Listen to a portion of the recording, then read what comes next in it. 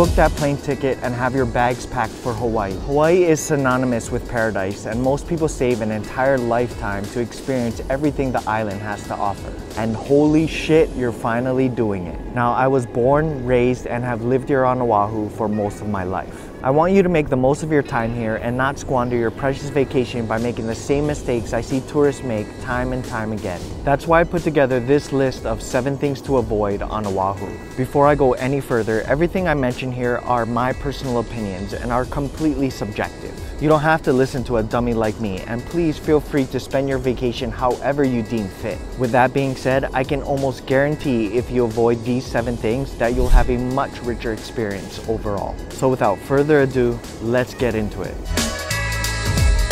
Waikiki is the tourist hub and is oversaturated with high-end luxury shops and national chain hotels and restaurants. Each year, millions of people choose to stay in Waikiki because you have a multitude of restaurant options and you are literally just steps away from the famous Waikiki beach. You essentially have everything you'd want and need within a 1-mile radius. Why leave? Well, it'd be a huge mistake not to venture past the friendly confines of Waikiki. Firstly, you'll find cheaper and more delicious food options outside of Waikiki. A few of my go-tos are Rainbow Drive-In, Ono Seafood, and Helena's Hawaiian Food. Secondly, there are beautiful beaches that are way less crowded than Waikiki Beach, such as Lanikai and Pray for Sex. And lastly, you're not going to get the true essence of Oahu without escaping the resort lifestyle.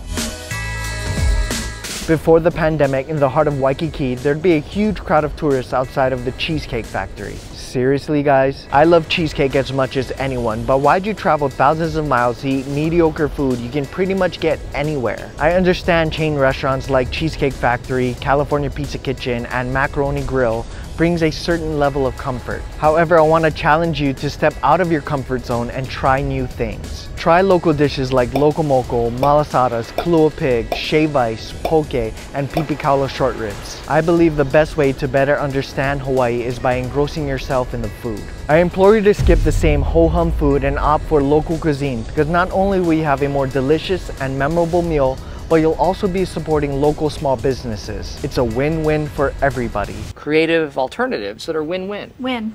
Yes, thank you, Pam.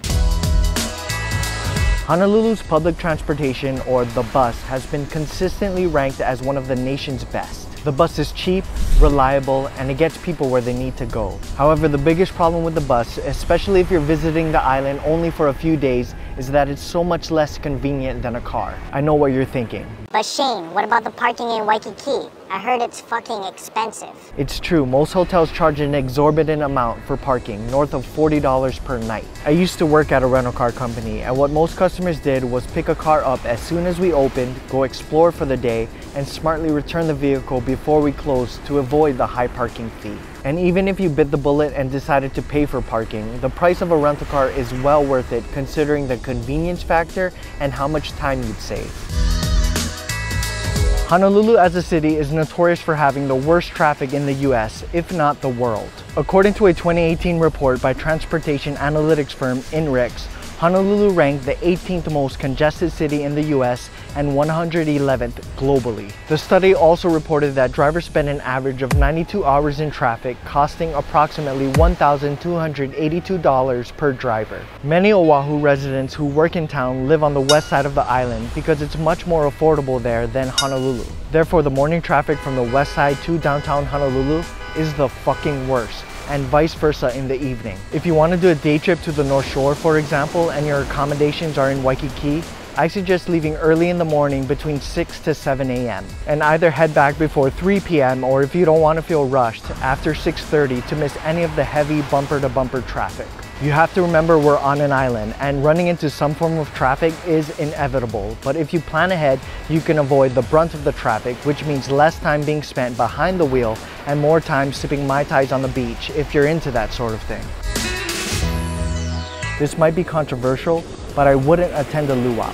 Why? It's because most hotel and resort luaus are tourist traps. They're pricey, the food is shitty, and they don't delve deep into the cultural significance of the native Hawaiian / Polynesian culture. My one caveat to this would be the Polynesian Cultural Center in Laie. Although the PCC is a popular tourist attraction, it does offer other educational activities explaining historically accurate details of the Hawaiian Islands. Outside of PCC, if it were up to me, I'd forgo a luau because you can get better Hawaiian food at a local joint like Helena's and learn more about the native Hawaiian culture through a book.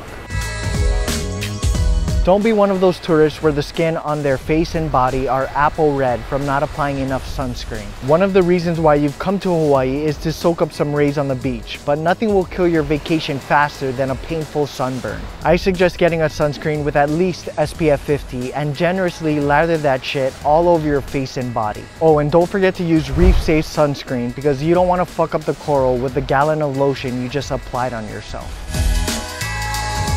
As I mentioned previously, I used to work at a rental car company, and one of the branches I worked at was located near the cruise ship line. We'd get customers renting and returning vehicles on the same day because they had to get back on the ship for their next destination. They'd have a laundry list of things they wanted to do here on Oahu with the 7 to 8 hours of freedom they had. I constantly told them regarding their itinerary, you don't have enough time to experience everything you want to experience without having it feel like you're running around like a headless chicken.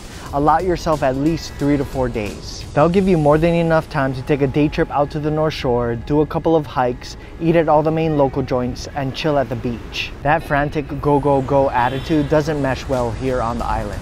Those were my 7 things to avoid on Oahu. I don't want you to make these mistakes, and I hope this video has helped you plan for your future trip. If you guys have any questions or think I've missed something, feel free to drop a comment down below. Other than that, I appreciate you watching. See you.